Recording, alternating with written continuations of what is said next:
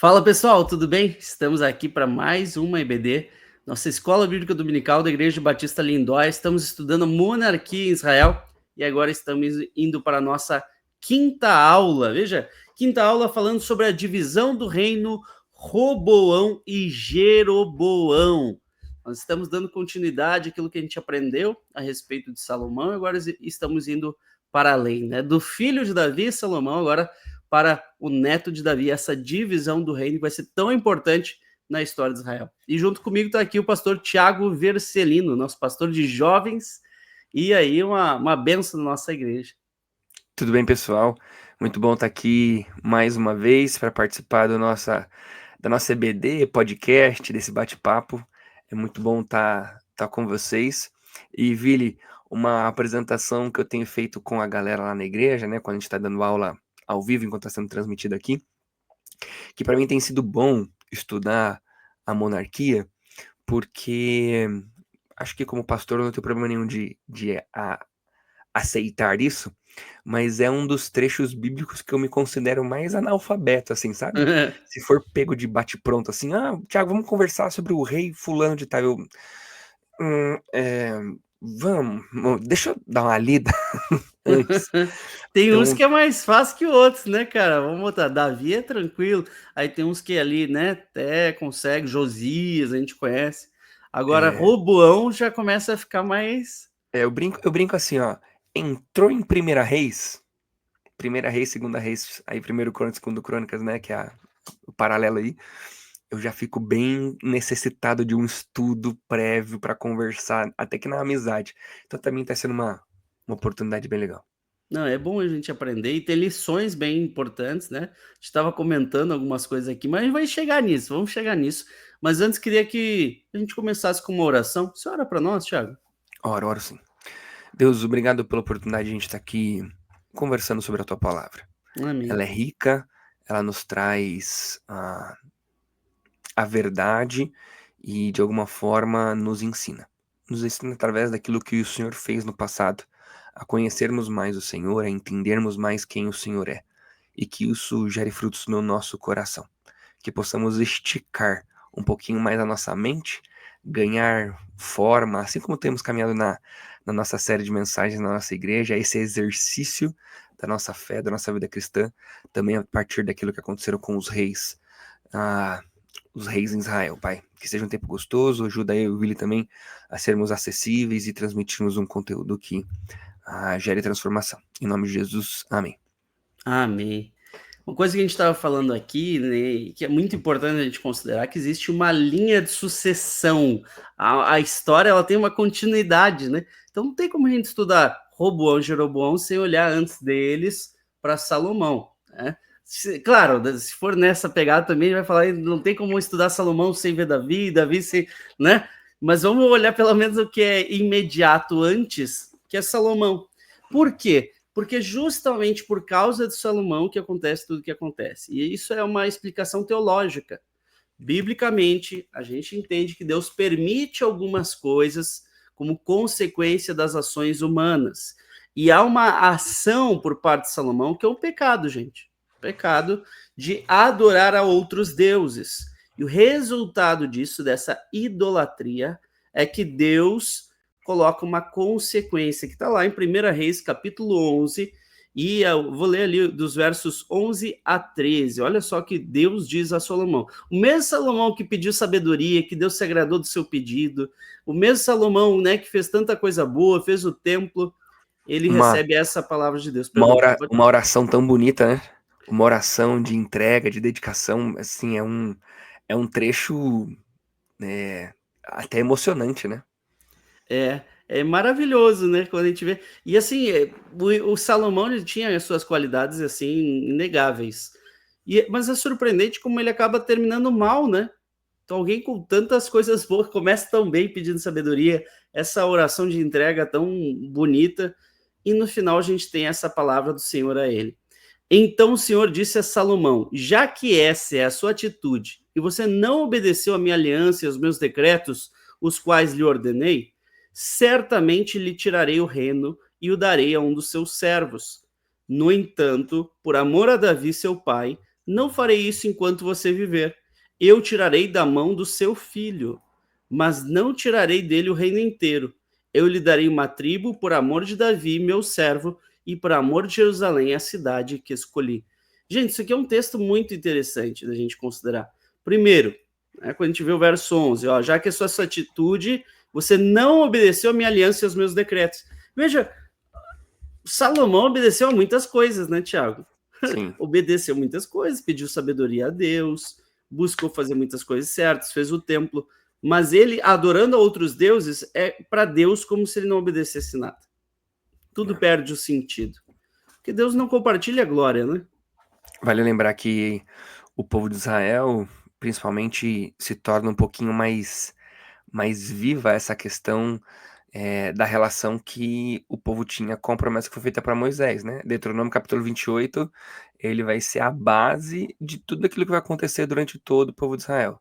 Com os juízos foi assim, todas as vezes que eles desobedeciam a aliança, mandaram mal, Deus vinha com o juízo. E Deus continua fazendo a mesma coisa com os reis. Deuteronômio 28. Me obedece, tá tudo bem. Me desobedece e tá tudo mal. E essa consequência negativa a gente vê aqui. Deus fala que vai tirar o reino de Salomão para dar para um dos seus servos. Só que, ao mesmo tempo, ele não vai fazer isso na vida de Salomão por amor a quem? Por amor a Davi, seu pai. Veja, aqui ele fala Davi, seu pai, depois ele fala, não tirarei o reino inteiro. Então, primeiro, não vai tirar durante a vida de Salomão. Segundo, não vai tirar o reino inteiro, vai deixar uma tribo por amor de Davi, meu servo. Né? Primeiro, por amor de Davi, seu pai, agora aqui por amor de Davi, meu servo. Ou seja, o que Deus está falando aqui? Por causa de Davi, que é o seu pai, que te amou, que se dedicou a te entregar este reino, esse Davi, que é o meu servo, por amor a esse, eu não vou ser tão extremo nas consequências. Então, veja, se fosse só pelo Salomão, já estava tudo arruinado, cara, já era tudo. Agora, por amor a Davi, aí tem essa salvação, digamos assim. E quando Deus fala, por amor de Davi, meu servo, é como se ele falasse que Salomão não está sendo servo de Deus. E é meio estranho, né? Salomão que fez o templo, Salomão que era alguém que fez tantas coisas para Deus, não é visto aqui como um servo de Deus. Por quê? Porque ele terminou mal a sua jornada. Ele terminou na idolatria. Terminou com o seu coração corrompido, afastado de Deus. E aqui eu me lembro muito de algo que o pastor Iquia sempre fala, né, Tiago? Que é importante a gente terminar bem. Né? Mesmo que às vezes não comece bem, tem que terminar bem. É interessante que Salomão, ele não mandou mal só no pecado que ele estava cometendo, mas como a gente consegue perceber um coração tão endurecido no final da vida, que mesmo diante da profecia, mesmo diante da sentença que Deus dá, sei lá, é comum, né? A gente usa muito com os nossos filhos, né, Vili? Até a ideia do tipo assim, olha, porque você fez tal coisa, então a partir de agora vai acontecer assim, assim, assim. É comum os nossos filhos olharem pra gente e falarem assim, puxa vida, errei. Não vou mais fazer isso, né? Logo que vem uma consequência, a pessoa entende o que ela estava fazendo e logo corrige a rota. Mas Salomão não. Salomão, ele falou assim, não, já que eu me lasquei, então eu vou tentar agora com a minha própria força, com meus próprios métodos, e aí começa aí o restante do capítulo 11, começa com Salomão tentando tomar várias providências, né? Perseguindo seus adversários, aí vem a promessa sobre Jeroboão, né? Jeroboão foge, a gente pode falar um pouquinho dessa relação aí de para onde Jeroboão foge, né? Que é muito interessante, né? Jeroboão foge pro Egito, que é da onde o povo de Deus tinha fugido. Mas Salomão, ele não aceita, né? Ele não reconhece e aquieta o coração. Não, ele vai para cima e tenta assumir com as próprias forças o destino e o futuro que Deus já tinha dito que iria acontecer, né? Isso aí que você estava falando me fez lembrar, né? O texto que a gente está sempre voltando, né? Para Deuteronômio 17, né? Quando Deus fala sobre o rei. Então, dentre as várias coisas que Deus fala, ele fala: esse rei, porém, não deverá adquirir muitos cavalos, nem fazer o povo voltar ao Egito para conseguir mais cavalos, pois o Senhor disse a vocês: jamais voltem por este caminho. E aqui a gente vai ver alguém que fez esse caminho de volta que não deveria ser feito, né? E é engraçado, biblicamente falando, né, Tiago? O ir para o Egito é muito simbólico, né? É muito simbólico. Às vezes é por um erro, às vezes por uma necessidade, mas como as pessoas precisavam ir para o Egito, às vezes não para pensar, né? É interessante. Eu acho que a gente pode olhar de uma maneira, como eu falar? É, acho que não é a melhor palavra. Se você conseguir achar uma palavra melhor, você me avisa. Olhar de uma maneira mais simples, como uma contação de história, né? Ah, ele fugiu para o Egito, né? Talvez era um caminho próximo ali, fazia a fronteira. É, pô, eu vou para o Egito, talvez ele soubesse, Jeroboão ou os inimigos soubessem de alguma coisa que no Egito teria que pudesse ajudar. Enfim, como uma contação de história. Mas a gente tem que olhar também algumas coisas que acontecem na Bíblia, não só como uma contação de história, mas como parte do plano divino, ou como um significado teológico por trás disso, né? O que representava o Egito para Israel, né? Pensam, inimigos fugindo para o inimigo, né? Aquele que escravizou o povo por muito tempo. Olha a que ponto Israel está voltando. As coisas em Israel estavam tão ruins que parecia que Israel estava voltando para o Egito, né? Na figura, óbvio, desses inimigos de Salomão, na figura de Jeroboão, mas isso talvez simbolize um pouquinho, né? Peraí, a coisa em Israel é tão ruim que Israel está tentando, Israel como figura de nação, né? Tá voltando pro Egito. No Egito é melhor, no povo que fez o povo de cativo por mais 400 anos, é melhor viver lá do que na própria terra que Deus deu. O que está acontecendo em Israel que eu não quero viver ali, né? Uhum. Preferindo voltar para aquela terra, ser um estrangeiro em terra estranha, do que estar na sua nação, né? Exato. Isso faz pensar, claro, fazer um paralelo bem anacrônico aqui, né? Mas vamos pensar os Estados Unidos, né? Às vezes a gente não enxerga também. Egito, gente, era um local onde se tinha o cereal do Mediterrâneo, né? Era onde se tinha alimento. Para o Egito, Deus manda José para salvar a vida de milhares de pessoas, incluso, né, o povo de Deus. Então, ir para o Egito era, de certo modo, ter segurança. Eu boto os Estados Unidos como comparação, sei lá, penso em alguém igual o Monark, né, que é um influenciador digital, foi para os Estados Unidos para ter uma segurança, porque lá ele se sente mais seguro, não tem medo de ser preso, igual aqui no Brasil, etc. Então, essa busca por segurança afasta, às vezes, as pessoas da sua própria terra. Temos os venezuelanos que saem da Venezuela, vêm para o Brasil, no caso do brasileiro que vai para os Estados Unidos. E aqui a gente tem essa busca por segurança, num afastamento daquilo que é a terra, mas não só isso, afastamento do propósito de Deus para aquelas pessoas também, né? Porque Deus tirou do Egito e falou: não voltem mais por este caminho. Não quero que vocês busquem novamente ter aquela segurança.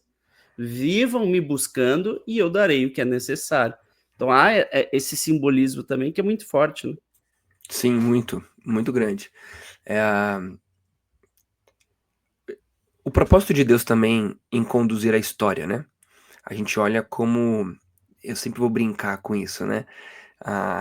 Olhar para o Antigo Testamento não é para nós falarmos sobre a história dos personagens, mas é para nós conhecermos o Deus desses personagens, né?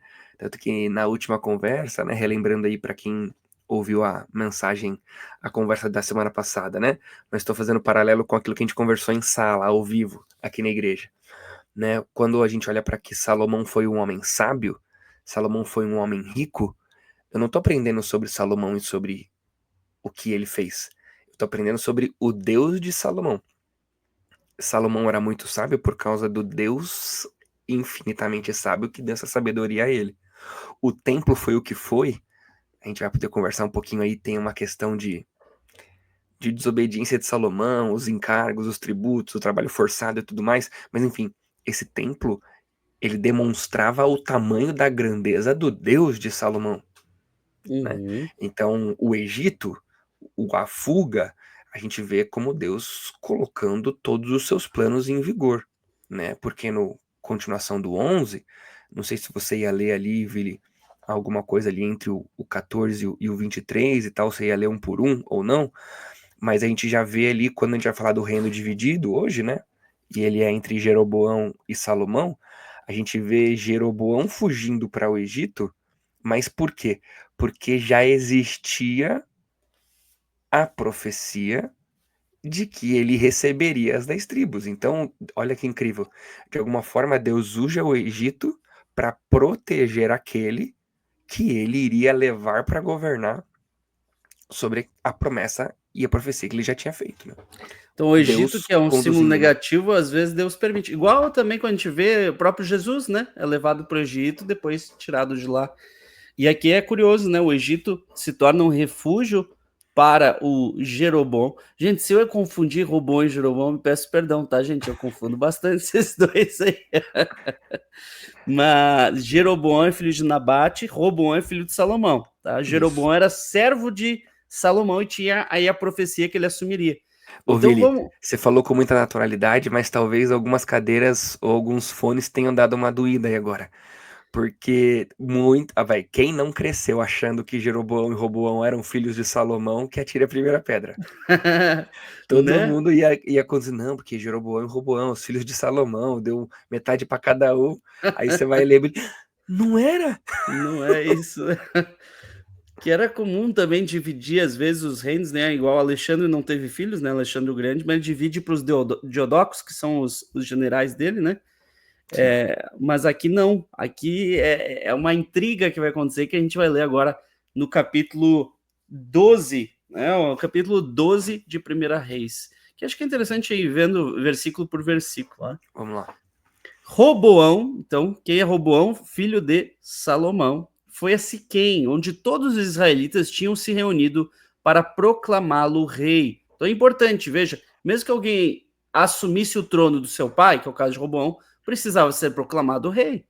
Porque o poder emana do povo, pelo menos assim deveria ser, né, nessa visão. Ah, pastor, mas o poder emana de Deus? No caso dos juízes, sim, mas a gente sabe quando tem, né? No caso, Deus não queria monarquia, mas Deus permite. Por quê? Porque o povo escolheu. Então o povo poderia escolher um mau rei e Deus ia permitir. Deus ia permitir que o povo empoderasse um mau rei e assim aconteceria, né? Mas veja, há essa proclamação. Então o povo escolhe aquele que é filho de Salomão. Só que vamos ver o que acontece.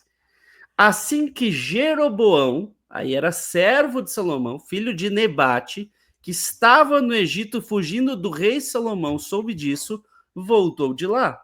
Então é interessante, né? Morreu Salomão, agora tem um novo rei. É o filho dele, o Roboão. Opa, então vou voltar. Lembra aqui aquela história, né, do Jesus que vai para o Egito, aí sabem que morre Herodes, vamos voltar. Né? Mas é um pouco diferente aqui. 3. E Mas mandaram Vili, chamá-lo. a gente Pode vai falar. brincar aqui mais vezes, né? Mas nem sempre é correto fazer associações, mas a Bíblia é repleta de histórias verídicas que contam uma mesma história, É que verdade. contribuem para um grande enredo. Histórias que às vezes são muito parecidas, né? E aí a gente tem profecias, né? Do Egito chamei o meu filho. Por quê? Porque há essa ida e volta em algumas situações, né? E há essa correlação. E aqui a gente vê isso, né? Jeroboão voltando para assumir um trono de alguém, né? E essa disputa, né? Essa disputa de poder, se a gente parar para pensar, Herodes queria matar Jesus, por quê? Porque ele tinha medo. E há essa fuga para o Egito. Igual da mesma forma, Salomão tinha medo de Jeroboão e ele foge para o Egito. Né? Então, são associações que a gente pode fazer aqui. Não que Jeroboão seja, por isso, um Messias. Mas Cabe vai lendo destacar. aí que eu vou fazer uma pergunta aqui para um amigo meu. Se Olha aí, Jeroboão pode ser considerado um tipo de Cristo. olha. 3. E mandaram chamá-lo. Chamar quem? Jeroboão. Então ele e toda a Assembleia de Israel foram ao encontro de Roboão e disseram, olha a fala importante aqui no verso 4. Teu pai colocou sobre nós um jugo pesado, mas agora diminui o trabalho árduo e este jugo pesado e nós te serviremos. Então aqui tem algo muito importante, é uma condicional, né? Uma condição aqui. Que vamos te servir, mas desde que você diminua o jugo pesado sobre nós. Quem colocou esse jugo? Salomão. O que é esse jugo pesado? É o trabalho forçado aqui. Tá? Então, era um trabalho colocado sobre essas pessoas, e veja, já tinha sido anunciado por Deus. Deus falou: olha, vocês querem rei, tem consequências. Ter rei é trabalhar. Ter rei, ter um estado para sustentar é pesado. O rei vai usar os filhos de vocês como servos, vai pegar as filhas de vocês, vai pegar os bens de vocês. E olha que naquele tempo, se for ver assim, percentual, quanto pagava, às vezes era menos que o imposto hoje em dia, viu, Thiago? Olha, biblicamente, a gente já consegue ter uma boa noção, né? Porque, segundo a lei, a ideia é que Israel contribuísse com 10%, né? O dízimo. Se a gente fizer uma conta aí que a gente tá pagando de imposto quase 30 e poucos por cento, então um terço do nosso ano é só para pagar imposto, É, já porque tá a mais gente pesado hoje. só imposto de renda pode chegar a 27,5, mas aí tem mais outros impostos que vão se somando. Naquele tempo era, teoricamente, um imposto só, né? Olha aí a Bíblia defendendo imposto único. Não, tô brincando. Parei. Mas é interessante a gente pensar que esse julgo a gente sente ainda dependendo. Sim, E o Estado, né, quem está no poder, isso influencia. O povo sente um peso ou um alívio. E eles uhum, falam, está pesado. Com Salomão estava pesado, precisamos de um alívio da carga agora. Se você fizer isso, a gente vai te servir. Verso 5, Roboão respondeu, voltem a mim daqui a 3 dias. Aquele foi sábio, né? Porque se ele faça, não, garanto, prometo a vocês. Aí era um grande problema, né? Porque daí ele não sabia nem se era possível fazer isso ou não, se era viável. Não podia fazer só uma promessa de político, né? Ele precisava sim, avaliar. Pede 3 dias, pede tempo. E quantas pessoas, não tendo sabedoria, aceitam as coisas sem considerar, né? sim. Sem. Porque a gente é pressionado muitas vezes, né, Thiago? Com certeza. E outra, não era uma situação simples, né? A gente tá falando de um contexto histórico que estava vindo de anos, né? Me interrompa aí se vocês conversaram bastante sobre isso na última aula, né? Na última conversa aqui, mas o Templo de Salomão, né, rico, grande, bonito, ele veio com bastante força, como você acabou de citar, né? A gente vai ter ali no capítulo 4, no capítulo 5, no capítulo 9, todos esses são capítulos que apresentam essa característica de ou exigências administrativas, ou um trabalho forçado, ou o aumento da cobrança de mais tributos e a expansão das obras. Então, assim, Salomão, vamos brincar aqui, né? Já que a gente pinta um quadro bonito de Salomão, muitas vezes, a gente fica com a parte de que ele era sábio, rico e que Deus usou ele. Agora, se a gente perguntasse para o povo de Israel, talvez Salomão não tivesse sido tão bem aceito assim. A gente teria talvez outras respostas, né? Ah, ele era um cara muito sábio, mas assim, a gente teve que trabalhar muito no reino dele. Foi diferente de como foi com Davi. Ah, ele era um sábio, mas assim, ele exigiu muito dinheiro da gente com tributos. As cargas eram bem pesadas sobre o povo. Então isso já vem numa construção muito longa. Agora pensa, Roboão chega e nos primeiros momentos de reino, alguém faz uma pergunta tão delicada como essa, ele já toma uma resposta, né? De fato, era alguma coisa muito importante, uma decisão muito importante a ser tomada, né? Talvez alguém olhe o capítulo 9. 9 diz mais ou menos assim: Salomão forçou o trabalho, né? Pessoas de vários povos, né? Diz aqui: recrutou para trabalho forçado todos os não israelitas, descendentes dos amorreus, hititas, ferezeus, heveus, jebuseus. E diz que ele não obrigou nenhum israelita a trabalhos forçados. Mas veja, quando a gente fala dessa carga aqui, esse trabalho forçado, ele envolve duas coisas: imposto, que é pesado, e trabalho forçado dos servos também. Porque às vezes ali o cara tinha um servo que era para trabalhar no campo para ele, e esses, diz o texto, que todos os não israelitas foram encaminhados para os trabalhos forçados dos empreendimentos de Salomão. Que não foi só o templo também, né? Construiu um monte de coisas, cara. Sim. Realmente gostava de construir. Então é curioso da gente ver esse peso aparecendo, e para nós aparentemente até a gente nem pensa nisso, porque a gente não tem uma mente escravocrata, ainda bem, graças a Deus por isso, né? Nos libertamos desse mal. Mas na mente daqueles caras que tinham escravos, tinham servos, era o sustento deles também, né? Porque eles não, às vezes não tinham, o cara não tinha, vou contratar alguém para fazer esse trabalho, não tinha condições disso, mas ele tinha um escravo que trabalhava e ele também trabalhava, e assim ele tinha o sustento. Então há essa situação, e Robão pega e olha assim, tá, preciso de tempo, preciso Ô, pensar sobre isso. ô Vili, pergunta sincera aqui. Mas, por exemplo, será que pode ter havido uma questão? A gente não tá falando de Bíblia aqui, né? Curiosidade Uhum, mais num ambiente de história. É, quando Salomão exige os não israelitas a trabalharem, eu, israelita, tô perdendo o meu escravo para trabalhar na obra de Salomão, mas o meu escravo, entende? uhum. Então, talvez o israelita não teve que trabalhar forçadamente, mas o israelita teve que fazer mais coisas do que ele fazia porque ele perdeu o servo dele, Justamente. perdeu o escravo dele para ir trabalhar naquilo que Salomão pediu. Aí ele, por tabela, ele se sentia num trabalho forçado, que dele Exato. tinha que fazer aquilo que o escravo faria. Então ele Isso. se sente forçado a trabalhar. Aí aquele negócio, não botei nenhum israelita para trabalhar forçado. Sim, mas os israelitas tiveram que trabalhar o que eles não teriam que trabalhar, Uhum. né? Então é algo importante ser considerado. Para eles é como se eles estivessem num trabalho forçado por causa do Salomão. É tipo nós, igual você falou do imposto. Um terço do nosso ano é imposto. Aí eu posso falar assim, puxa, os políticos brasileiros me obrigam a trabalhar um terço do ano para dar o dinheiro para eles. Eles vão falar, não, você nunca deu dinheiro para nós. É o imposto devido. E não é um tempo do seu ano, não. É parte do que você ganha, tarará. Aí tu fala, bom, E se mas você na não quiser, também prática, não trabalha, né?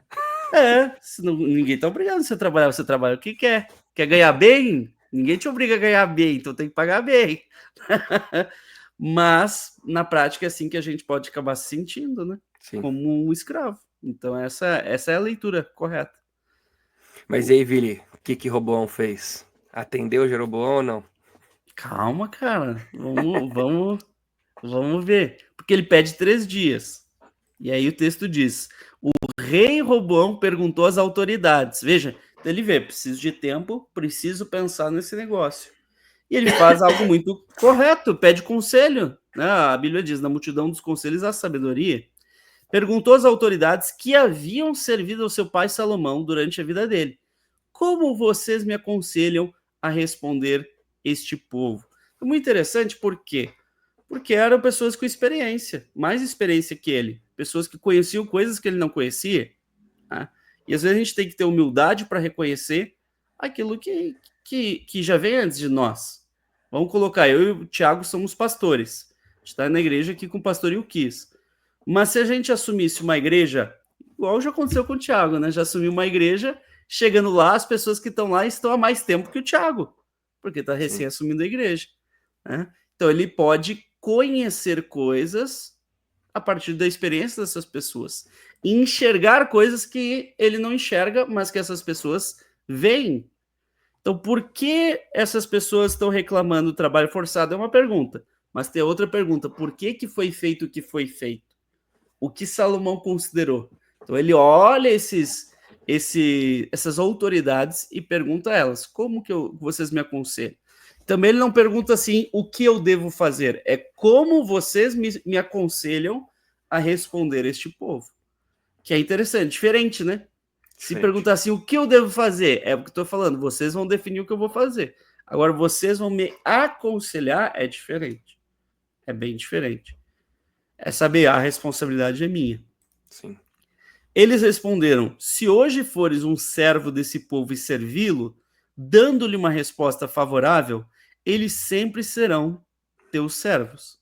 Veja, É interessante isso aqui, É, né? ele usa a palavra de que Roboão teria a oportunidade de servir ao povo, né? E que se ele servir, assim, é uma pauta muito de Jesus, né? O Novo Testamento está recheado, né? De ensinamentos sobre a gente ser servo, sobre a gente servir, sobre a gente se doar por aqueles que a gente tem como privilégio de caminhar junto, né? Então, se hoje você for servo deste povo, dando uma resposta assim, ó, eu vou diminuir, eu vou mudar, eles serão para sempre, eles sempre serão os teus servos. Você está tendo a oportunidade de servi-los agora. E aí? Você vai servi-los? É um momento chave, né? É igual tem pessoas que a gente conhece e a gente vê assim muita disposição em relação a alguém, tu pergunta, puxa, por que tu ajuda tanto essa pessoa? Não, porque no momento que eu mais precisei, ele me ajudou. Veja, por causa de um momento, de uma situação, se torna alguém, assim, um amigo para a vida toda, alguém, né, que se entrega a vida toda. E essa é uma oportunidade que a gente tem. Até nós que somos pastores, a gente tem a oportunidade de reconhecer o momento e a importância que a pessoa dá para aquele momento, e a gente, às vezes, tem humildade. Eu estava conversando com uma aluna minha, Thiago, foi muito interessante. Essa aluna contou que o pastor dela estava ensinando sobre teologia na igreja, e ele, em determinado momento, ele falou algo. Ele falou que Maria não é mãe de Deus, ela é mãe só de Jesus. E só do homem Jesus e não do Jesus Deus. E ela pegou aquilo, só que ela está fazendo a nossa pós de História da Teologia. E ela lembrou da nossa pós, lembrou o Concílio de Calcedônia, e ela me perguntou, professor, tá correto isso? Ele falou, olha, o correto é que Maria é mãe de Deus. Não estou dizendo que Maria é a quem gerou Deus, não, mas que ela, como mãe, teve Jesus na sua integralidade como homem e como Deus. E eu expliquei tudo isso para ela. Falei, olha, isso não é uma ênfase em Maria, a ênfase está em Jesus, na integralidade do ser Jesus. Aí expliquei para ela, ela falou, então meu pastor errou. Eu falei, puxa vida, o que eu fiz, né? Criei intriga. Dá um livretinho de presente pro seu pastor assim, Concílio de Calcedônia. Não, daí eu falei para ela, então, ó, você vai falar com o seu pastor com muita humildade, com muita tranquilidade. Não só fale assim, o pastor Libaldo falou que é diferente. Não, você traga o próprio concílio. Eu já não falou do concílio para você? Falou, concorda. Então, lá no concílio tem lá, Maria, mãe de Deus e tal, eu expliquei. Porque ela entendeu que o medo do pastor dela é falar Maria, mãe de Deus, e achar que por isso ele é católico, ao invés de entender o que tem de teologia por trás. Cara, mas ela falou com o pastor e ele foi super humilde. Ele falou, puxa, realmente eu errei, olha só, gente. Olha que legal, ela está estudando história da teologia, olha que coisa boa, vamos estudar, vamos aprender juntos. E ela está super feliz, ela está assim, maravilhada com o pastor dela. Ela falou, nossa, agora eu tô com um carinho tão grande, já admirava ele, agora admiro mais. Por quê? Porque era um momento decisivo na caminhada dela. De ou ele ser incisivo e falar, não, quem sabe aqui sou eu. Mas ele escolheu ter humildade, e isso marcou a vida dela, e gerou alguém que vai ser obediente a ele, que vai entender que quando ele instruir com amor, com bom propósito, é para ela realmente seguir o caminho e ela vai obedecer. Então é a sabedoria, né, Tiago? Um coração sensível e humilde, né? Ele traz reconciliação, né? Mas uma atitude dura e autoritária vai gerar revolta, vai gerar rebelião, vai gerar quebra de relacionamentos, né? Nunca vou esquecer, acho que o pastor Uquias é tranquilo de eu contar essa parte, mas ele sempre orienta a gente, né? Olha, algumas coisas vocês têm que tomar cuidado quando vocês forem conversar, porque às vezes são coisas que a gente precisa conversar antes, para a gente não ficar em público, né? Com a opinião dividida, com alguma briga, uma coisa assim. E de fato, porque eu tenho que tomar cuidado, porque às vezes uma atitude dura, uma fala, uma discordância, não vai por ali, não vai por aqui, isso vai acabar gerando uma quebra de relacionamentos. E às vezes, né, a gente precisa só vou, vou me atentar a isso que você disse. E Vou daí você considerar, vou pensar. você respira, você pensa, você ouve, e talvez numa outra oportunidade você vai dizer, olha, eu pensei, e eu acho que é melhor mesmo mantermos como já tínhamos feito, ou não, eu pensei e vamos mudar. né? Vamos fazer mais uma, uma atitude de dureza, vai quebrar, né? Eu lembro quando eu tava lá em Porto Alegre, lá eu ajudava a fazer slides, essas coisas. Eu gostei dessas coisas, né? De arte e tal. E tinha um piá lá que me ajudava. E eu lembro que ele me ajudava com os negócios. E eu não gostava muito do que ele fazia. Mas eu entendi que não era o momento de eu criticar. Porque ele estava com toda a disposição fazendo as coisas. E o foco meu maior deveria estar na gratidão. Eu falava, cara, obrigado, você está me ajudando muito e tal. Mas tinha algumas coisas que ele fazia que eu não gostava. Então, depois de eu elogiar, depois dele estar andando comigo, eu comecei a dar uns toques, umas ajudas com muito cuidado, com muita polidez. Mas já era um cara que era meu braço direito, que já me ajudava. Então, isso é diferente. Aqui, o Rei Robão tem essa oportunidade, ó. O povo precisa disso, de ver que você está com eles. Se você mostrar que está com eles, eles vão estar contigo pro resto da vida. É só isso que eles precisam, né? Fechar com você, fecha com eles e pronto. E aí veio a resposta de Roboão, verso 8º. Roboão, contudo, rejeitou o conselho que as autoridades de Israel lhe tinham dito e consultou os jovens que haviam crescido com ele e o estavam servindo. Aí a desgraça que são os jovens, né? Temos um pastor já brincadeira. Jovem não serve para nada, jovem só atrapalha a igreja. Brincadeira, gente. O problema não é eles serem jovens, mas o mau conselho que eles vão dar na sequência, tá? Mas há esse contraste, né? Por quê? Porque os outros tinham experiência. Aqui a gente tem uma juventude que não é só juventude. Jovens que haviam crescido com ele e estavam servindo. Ou seja, que nasceram onde? No palácio, né? E estavam ali, nesse ambiente. Não tinham experiência de vida. É o mesmo quando a gente compara Davi e Salomão. Por que Salomão pediu sabedoria a Deus? Porque ele nasceu no berço de ouro, então ele precisava de uma graça de Deus, porque não tinha experiência. Davi tinha experiência. Davi viveu, né, diferente. Às vezes a gente não vê isso, né, mas a juventude, mesmo as pessoas sendo novas, elas podem ter muita experiência de vida. Eu lembro que quando eu era mais jovem, agora eu já não me considero jovem, já passei, indo para o quarto filho, já estou na outra faixa etária já. Mas você tem uma vida de um idoso de 60 anos, né? Tanta coisa que você já fez na vida. Quem com 32 você tem, Vini? 32. 32, 4 filhos, doutorado ou pós-doutorado? Doutorado só. Pós-doutorado não quero fazer, não. Ó, Tô muito 32 cansado. anos, 4 filhos, doutorado, pastor, professor, escritor. Plantou uma árvore já? Já plantei árvore. Não, então Deus já tá vindo te buscar, já fez tudo que precisava. Não levanta a mão para ele não me puxar. Mas quando eu era mais novo, eu lembro que uma vez alguém pegou e falou assim: ah, você é tão novo e tal, né? Pregando e tal. Eu lembro que eu preguei e comecei a contar algumas experiências da minha vida, assim, né? Da minha família e tal. Essa pessoa veio depois da pregação e falou: olha, pastor, você é muito jovem, mas tem muita experiência, então a gente tem muito a aprender com você. E aquilo me marcou. Porque ser jovem, às vezes o cara tem experiência, ninguém sabe pelo que a pessoa passou, né? Alguns dias atrás eu estava contando minha história aqui em casa, com o pessoal que estava no PG, e é legal quando o pessoal vai compartilhando a história de vida, cada um tem sua história de vida, cara. Sim. E às vezes a pessoa tem muita experiência, passou por muita coisa que a gente nem imagina. Agora aqui não, infelizmente eram pessoas sem a devida experiência, nasceram no berço de ouro, não sabiam o que é o povo se rebelando, não sabia o perigo que é o pepino que é esse negócio. E aí vamos lá para o conselho. Perguntou-lhes: qual o conselho de vocês? Como devemos responder a este povo que me diz: diminui o jugo que teu pai colocou sobre nós? Os jovens, olha como dá o destaque, que haviam crescido com ele, responderam: a este povo que te disse, teu pai colocou sobre nós o jugo pesado, torna-o mais leve, dize: meu dedo mínimo é mais grosso do que a cintura do meu pai.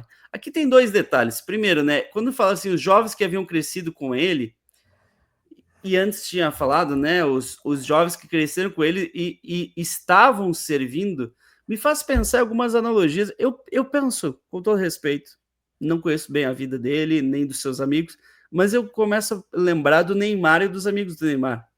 Todo jogador parece que vai fazendo dinheiro e cria aquele secto né, em volta dele que o acompanha, que ele sustenta. E aí a profissão do cara é o quê? Amigo do Neymar. Essa é a profissão. O cara vive do quê? O cara é amigo do Neymar, pô. Ele vive de ser amigo do Neymar. Não é uma má profissão, né? Não é uma má profissão. Mas, às vezes, o cara fala as coisas na amizade ao invés de falar com sabedoria. Sim. Quantos conselhos desses amigos levaram o cara para muita coisa ruim, né? Vili, essa parte da história do reino que tá se dividindo, né? Vai se dividir daqui a pouco, né? Me fazem pensar em duas coisas. Primeiro, continuando essa questão mais aplicativa que você iniciou, que eu falo muito. Eu conversei esses dias com o meu irmão, não lembro qual era o assunto, mas é essa mania que a gente tem de ser extremista nas nossas opiniões e nos nossos diálogos, e o único público que a gente atinge é o público que concorda com a gente. Ou seja, eu vivo para ter um palanque para falar para pessoas que pensam como eu. Uhum. Eu não tô a fim de dialogar, eu não tô a fim de transformar opiniões, não tô a fim de transformar realidades. Eu só quero falar o que eu penso, para que todo mundo que pensa como eu me aplauda e eu continuo bem na fita. Eu acho que a gente pode brincar um pouquinho com a polarização política que a gente tem no nosso país, né? É muito difícil você ter um ambiente em que se discute política hoje no Brasil, aonde não tem esquerdista querendo falar para esquerdista para concordar com o esquerdista e para ficar todo mundo bravo com o da direita. Ou tenham direitistas falando que não seja só para os de direita, coisas para o direita, que só querendo matar e falar mal dos de esquerda. A gente tá com esse ambiente polarizado e ninguém tá disposto. Puxa vida, olha, eu como. Não tô falando que eu sou, tá? Vou falar dos dois lados, inclusive, para ninguém ficar atribuindo valor à minha decisão. Mas, por exemplo, eu, como alguém mais de esquerda, vejo que existem coisas na direita que é assim, assim, assim e tal. Vamos pensar. Eu que penso mais de direita, vejo. Então a gente não tá muito nesse diálogo, né? Às vezes dentro da igreja, né? Uso da teologia reformada, aí vai lá e um monte de coisa, lá, lá, lá, lá, lá. Pra quê? Pra um pentecostal falar assim, nossa, que legal isso que ele disse. Não, o pentecostal vai odiar esse cara, entendeu? Ou o pentecostal vai dizer, não, porque o pentecostal assim, lá, a Bíblia assim, assim, assim, pro cara reformado dizer, nossa, esse pentecostal tem bastante a acrescentar. Não! O reformado fala assim, cara, cala a boca, nada a ver o que você tá falando, porque a gente só quer falar para sermos ouvidos por aquele que nos amam e concordam com a gente. E talvez foi o que o Robão fez, né? Peraí, os meus amigos, os que cresceram comigo, deixa eu ver o que eles vão falar. Eles vão falar exatamente aquilo que eu queria ouvir, né? Eu me fecho no meu timinho, no meu clubinho, para eu, né? E assim, se a gente quer de fato algum tipo de transformação, de mudança na sociedade, na igreja, onde quer que for, a gente não pode viver nessa realidade. O... Roboão poderia ter sido um rei que tinha os mais velhos ao seu redor e que ao mesmo tempo tinha a força dos jovens que cresceram com ele para comandar várias coisas no reinado. Ele não conseguiu. Ele teve só um lado a favor dele. E daí por isso que o reino divide, né? o Bill Churran, que é um filósofo que eu gosto bastante, ele chama isso de infobolha. Ele fala que hoje nós Infobolha. buscamos no outro apenas aquilo que é comum a nós mesmos. E é curioso, né? Quando a gente Sim. fala algo, a gente quer que o outro concorde, fala isso aí, isso aí. Cara, às vezes é assustador quando a gente vê alguém falando algo errado e o outro, não, é isso mesmo e tal. E eu fico, meu Deus, o Só... que tá acontecendo? Que loucura é essa? Um concordando com o outro, mas tu chega ali e fala, olha, eu penso diferente, e já se fecha. Não, não, como assim? Agora, Vili, olhando para um lado um pouquinho mais teológico desse momento da história, Roboão tá... não aprendeu com o tio. Roboão não Será que aprendeu. Deus endureceu a mente de Roboão para que Deus já tinha falado que ia dar ruim, né? Porque, olha, ele não aprendeu com o tio. A gente pode lembrar um pouquinho da história, né? A gente grava muito Saul, Davi e Salomão, mas no Uhum. meio do caminho aí teve um Saul, Davi, Absalão, Davi e Salomão, né? Inclusive, indico em toda a aula presencial lá, pelo menos até agora eu vou ter que parar de falar desse livreto, mas Perfil de Três Reis. Você não pode passar a existência da sua vida na Terra sem ler Perfil de Três Reis, porque ele vai falar exatamente essa realidade de Saul, Davi e Salomão. E daí olha que interessante. rapidamente aqui, Vili. Uhum, Davi não mata Saul, mesmo sabendo que iria ser o rei. Beleza? uhum, E Davi não mata Absalão, já sendo o rei. E ambos brigaram por conta do reino.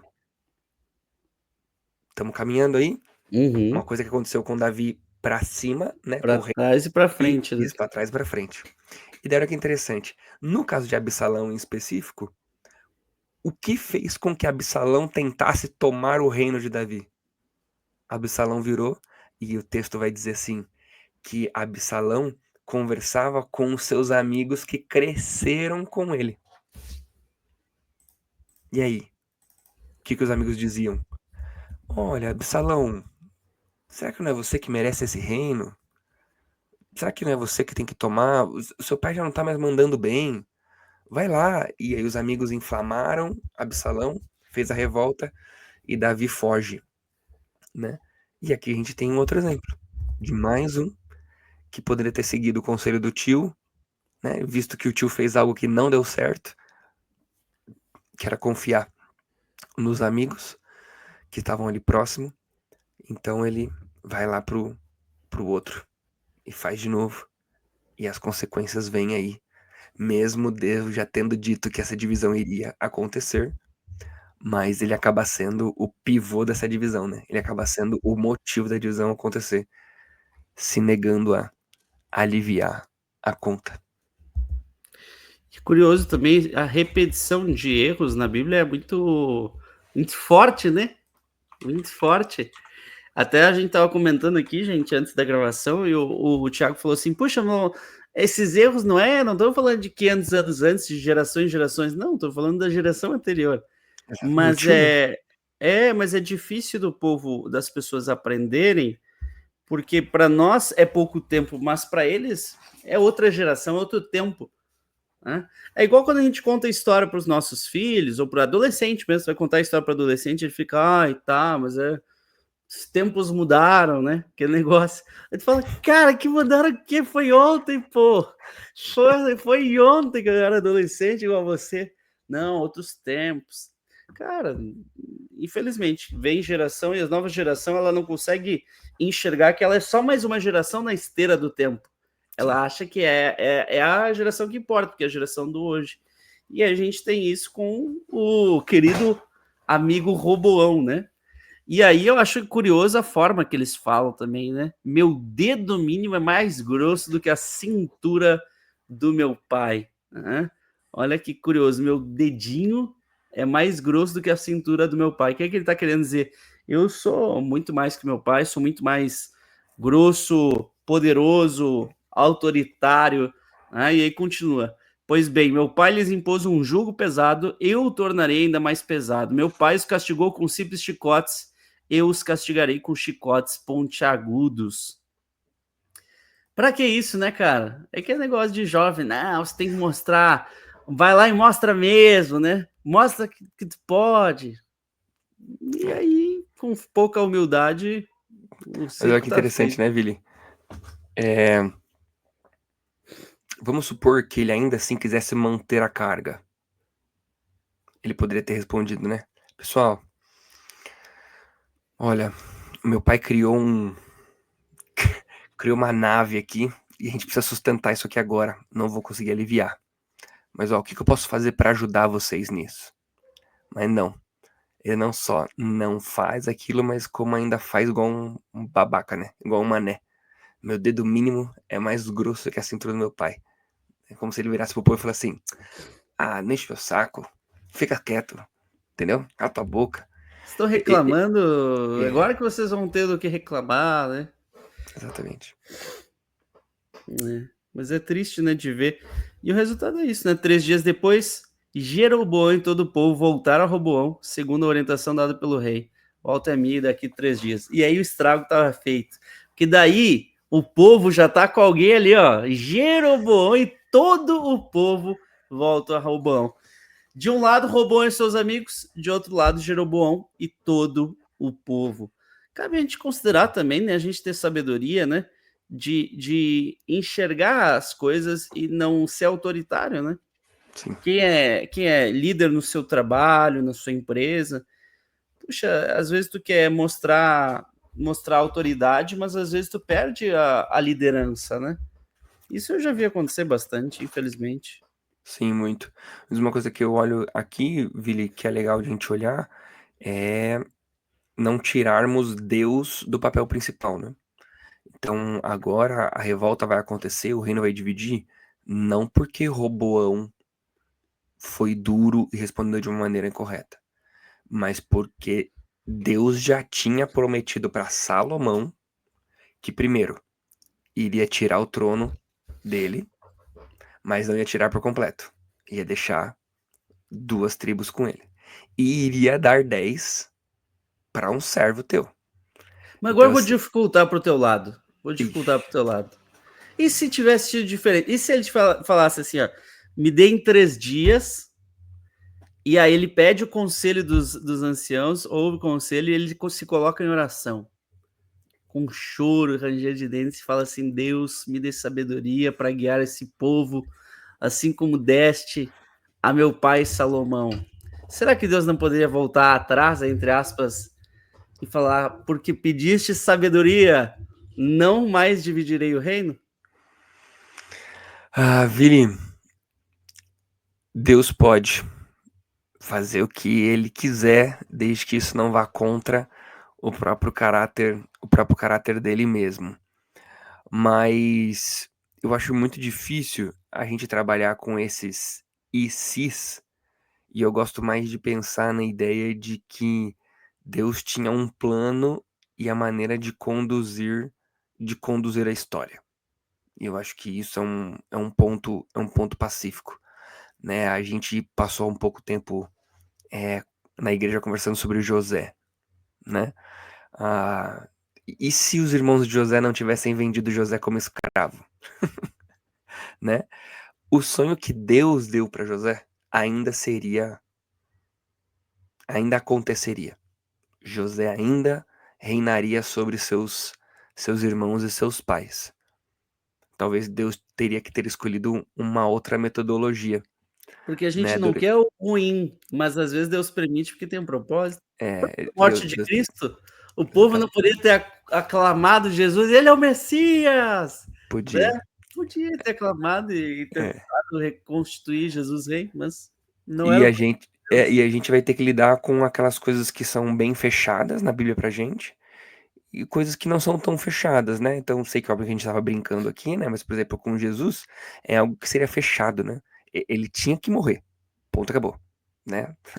Ainda que fosse descendo as escadas lá do palácio e alguém desse um mata-leão em Jesus e não, vamos crucificar mesmo assim. Mas ele tinha que morrer, né? Pai, passa de mim esse cálice. Não dá para passar. E isso não dá pra passar. Não dá Agora, para por passar. exemplo, monarquia ou não monarquia, a gente poderia brincar com vários multiversos de futuro, É, né? pensar, teve Saul, Deus escolheu, mas daí depois escolheu Davi, então mudou, né, de Isso. certo modo. Então a gente pode brincar com várias possibilidades de futuro. A única coisa que a gente não pode fazer é tirar Deus do controle, né? Uhum. E eu acho que acontece com a mesma coisa, né? Assim como Deus não causou o pecado dos irmãos de José, Deus não causou o pecado de Roboão. Mas por Deus saber como que se desenrolaria a história, Deus já tinha planejado a atitude de Roboão. Tiago, você falou 2 vezes a mesma coisa. Não falei. As palavras são diferentes, mas elas são importantes. Como é que eu lido com isso? Não sei, não me importa. Quando chegar no céu eu lido. Então Deus não fez com que Roboão pecasse, mas Deus já havia planejado a atitude de Roboão para que ele cumprisse o que ele tinha feito a Salomão. Vamos brincar aqui, né? O que está acontecendo no capítulo 12 não tem a ver com Roboão e Jeroboão. O que está acontecendo no capítulo 12 tem a ver com Salomão. Uhum. Deus não poderia deixar de ser justo quando ele estabeleceu a justiça dele com Salomão. E como é que Deus seria justo? Punindo Salomão através daquilo que aconteceria com o reino de Israel por culpa de Salomão. Divisão. Teologicamente, teologicamente, mas também historicamente, socialmente falando, porque é culpa do peso que ele colocou sobre o povo também, né? Exatamente.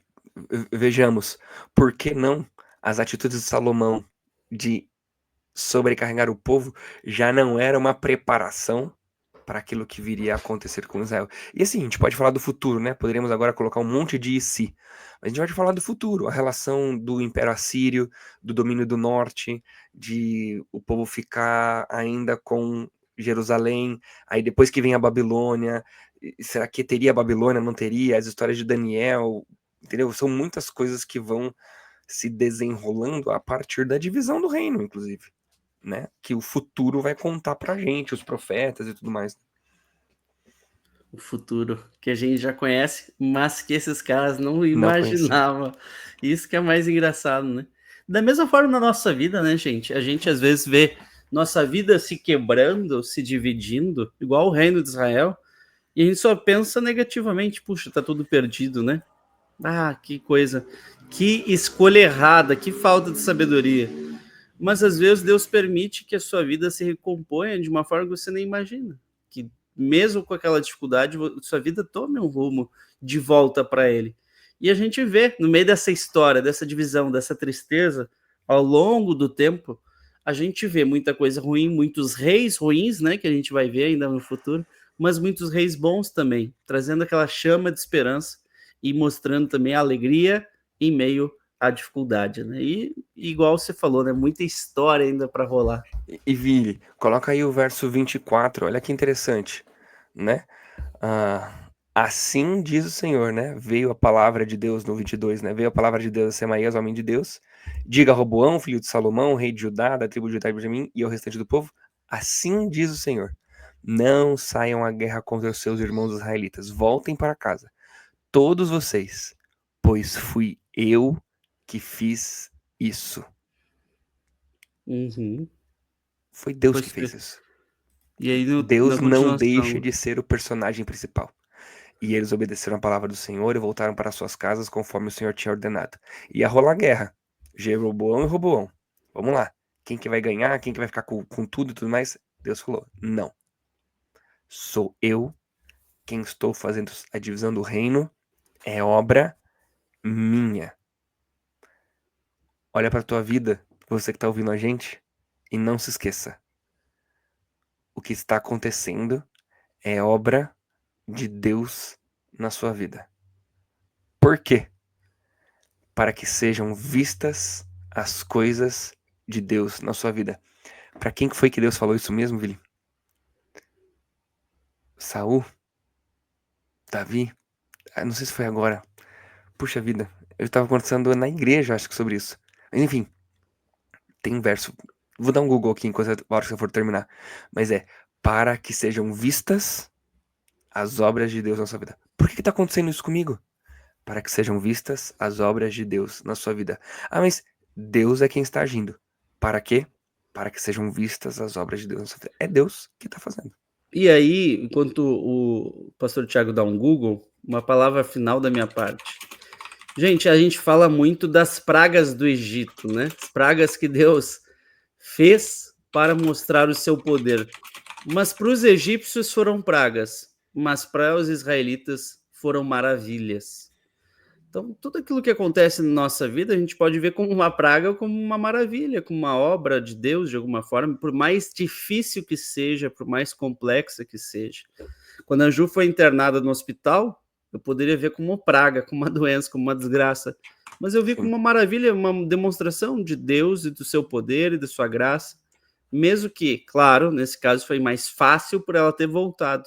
Mas mesmo que levasse à morte, não deixava de ser algo que Deus permitiu e que também poderia glorificá-lo. Então, em tudo, gente, vai muito mais diz respeito ao nosso coração do que aquilo que está acontecendo. Então, pense na sua vida e considere: você está enxergando as coisas na sua vida como pragas ou como maravilhas que podem ser enfrentadas para a honra e glória do nome de Jesus? Achou, Tchê? Achei, Vili. Foi na história do cego de nascença, Ah, né? Ah, perfeito. quem foi que pecou? Foi ele que pecou? Os discípulos perguntaram, quem foi que pecou? Ele, os pais dele e tudo mais. Aí Jesus respondeu, Nem ele pecou, nem seus pais, mas foi para que se manifestem nele as obras de Deus. O cego nasceu cego, simplesmente para que se manifestem nele as obras de Deus. Coisas acontecem na nossa vida, na nossa história. Não é culpa, muitas vezes culpa nossa, culpa de alguém. É simplesmente para que se manifeste em nós as obras de Deus. Que Deus dê graça a cada um de nós, dê sabedoria para a gente poder enxergar para além.